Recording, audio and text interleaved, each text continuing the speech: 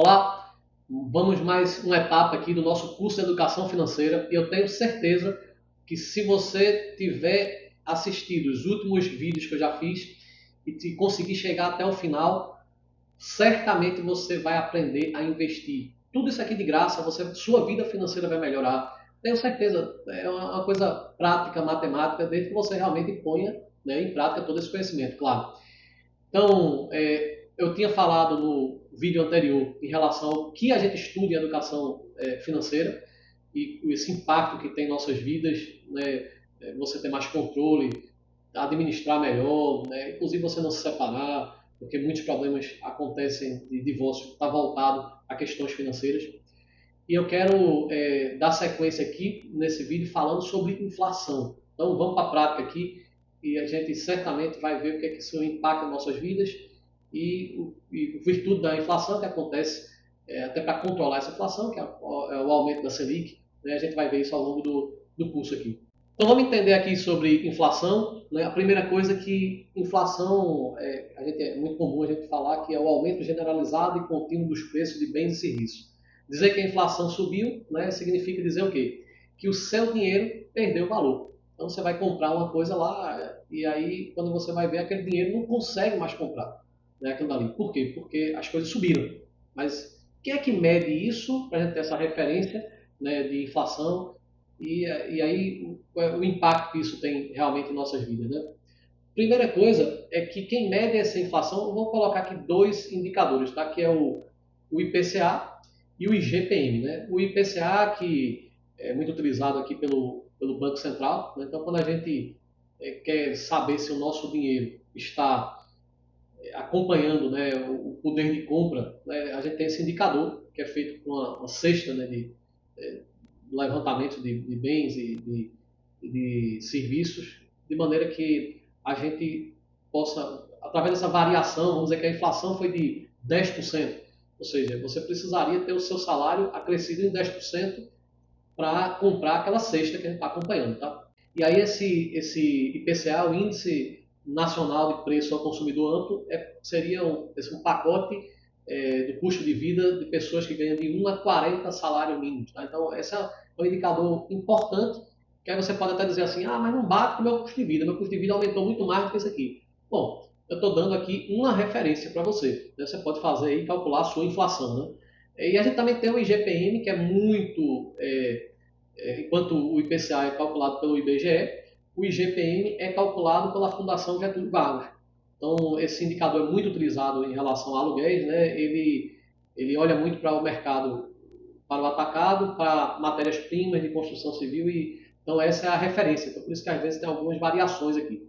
Né? E a inflação torna a falar, embora eles tenham essas duas referências, que é muito importante, se você faz algum investimento e aquele investimento não acompanha nem o IPCA, é que eu te diga, você está tendo prejuízo, mesmo que tenha dado um retorno para você. Isso é muito importante acompanhar. Você tem uma empresa e aquela sua empresa ela não acompanha nem a inflação, o valor de mercado dela, eu vou dizer sério, essa empresa tem uma tendência a ter dificuldades no futuro. Tá? Isso é muito importante, muita gente não entende isso. É comum você ver assim, a pessoa dizer assim, olha, eu comprei um imóvel e aí o cara tem 30 anos que comprou um imóvel. Aí chega lá e você diz assim, hoje comprei na época era por 1 milhão e hoje vale 2. Só que, meu amigo, quando você calcula só a inflação, era para só para ele atualizar o preço da inflação, era para ele dar uns 10 vezes mais esse valor. E o cara fica achando que porque dobrou, ele acha isso bom. Então, essa falta de visão, né, do que é inflação é muito importante, tá? Para quem ainda está cego para isso, para a gente ter uma referência para garantir o nosso poder de compra, tá? Segunda coisa é quais são os impactos, né? Porque a inflação afeta a mesa do trabalhador, né? E grandes decisões de investidores. Aí você, mas rapaz, mas eu sou um pequeno investidor. Não, isso muda tudo. Porque o objeto de controle, né, da inflação é a Selic. E a gente vai falar de Selic no próximo, né? Só para a gente, no próximo vídeo. Mas a princípio é o seguinte: quando eu altero a Selic, há novas perspectivas de investimento. Né? O cenário do investidor muda muito. Eu gosto muito de pensar na questão de inflação como o aumento da base monetária, vamos falar assim, todo mundo com muito dinheiro, porque o governo imprime dinheiro, dá para todo mundo. E se tem muito dinheiro, É uma questão de oferta e demanda. Se tem muito dinheiro na praça, aquele dinheiro tem menos valor. Imagina que todo mundo tem muito uma coisa. Pronto, se todo mundo tem muito, tem pouco valor. Ninguém, por exemplo, valoriza, apesar da sua imensa importância, o ar que você respira. Se você disser, eu vou te vender aqui 1 quilo de ar, então não compra, certo? Por quê? Porque tem muito, tem fácil, não tem escassez. Mas na hora que, e é extremamente importante, sem ar você não vive.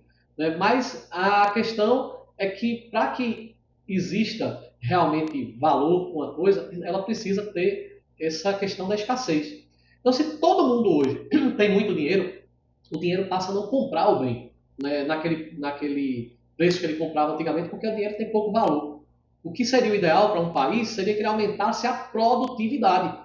Então, se a gente estimulasse esse aumento de produtividade, o preço do produto cairia, porque muito produto e ficaria o dinheiro ficaria naquela mesma quantidade. Então, o dinheiro passaria a valorizar mais. Né? Então, a ideia aqui é que quando a gente começa a imprimir dinheiro, né, que o governo faz muito distribuindo dinheiro, em vez de você ter um ganho, imediatamente você acha isso até interessante. Né? Muita gente. Mas no médio prazo, eu vou dizer sério, isso gera um sério problema. Tá? Então, por hora, o que eu digo a você é o seguinte, que o ideal é que a gente conseguisse manter o valor da moeda.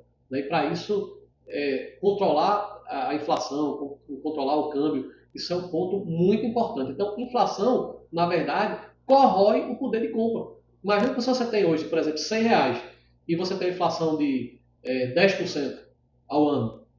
No próximo ano, você precisaria ter pelo menos os 110 para você comprar o que você comprava no ano anterior, conforme aquela cesta que eu estou explicando, que eu falei ali no início, em relação ao levantamento, né, do índice de inflação.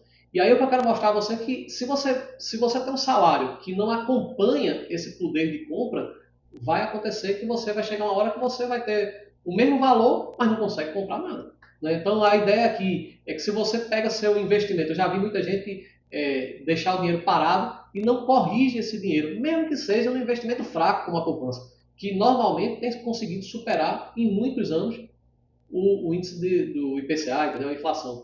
Então, diante desse cenário, o que eu digo a você é que é muito importante que a gente consiga recuperar, porque senão seu dinheiro não vai comprar no futuro, né, o que você compra hoje. Então, a inflação corrói o dinheiro, inclusive, imagina os mais pobres, como sofrem com isso.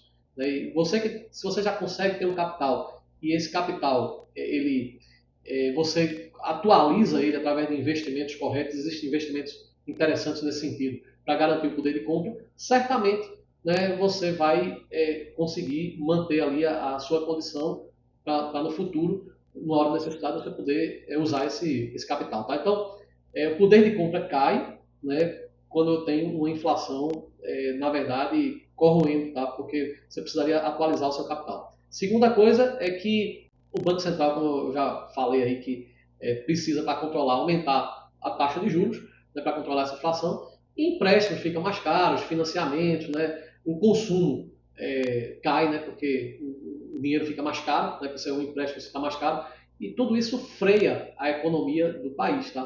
A ideia é justamente que você, entendendo esse ciclo aqui inflacionário, você saiba até aportar o seu capital em investimentos talvez que sejam mais interessantes, do contrário você vai ficar mais pobre, que acontece realmente quando a inflação sobe, o pobre que paga com mais força esse prejuízo. Outra coisa é que tem um equívoco, né? Porque as pessoas pensam assim, olha, eu estou com imagina a taxa ao ano que você tem uma Selic, está aqui 15%, mas a inflação, digamos que deu 4%.